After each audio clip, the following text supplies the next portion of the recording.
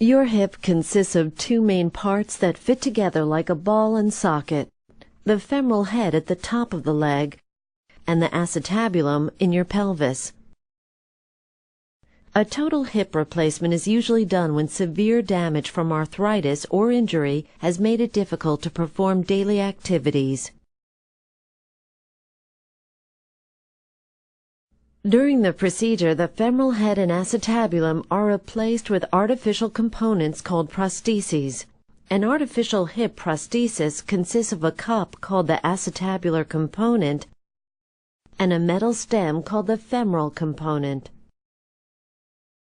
Before your procedure, you will receive intravenous fluids, antibiotics, and medications to help you relax.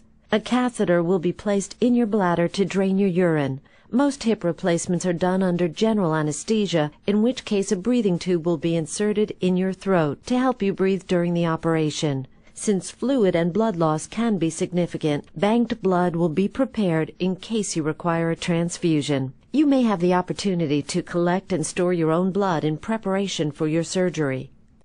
Your surgeon will begin by making an incision overlying your hip, separating the muscles and ligaments to expose the joint capsule. After incising the capsule, your surgeon will dislocate the femoral head from the acetabulum.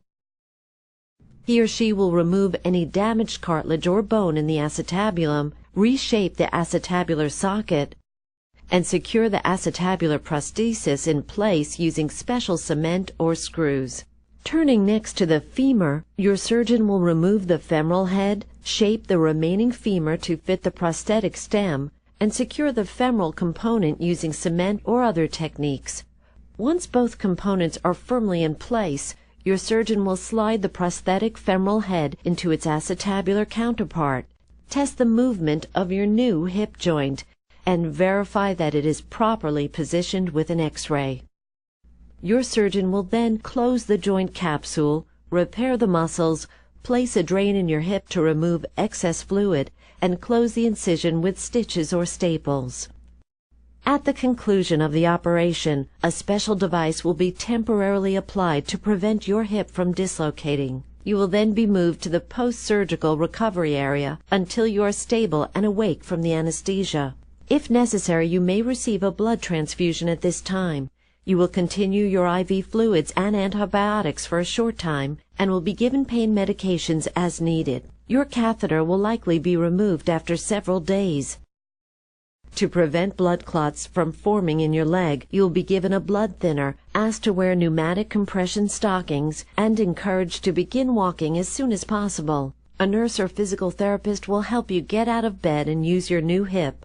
Most patients are released from the hospital once they are able to walk with the aid of a crutch or walker.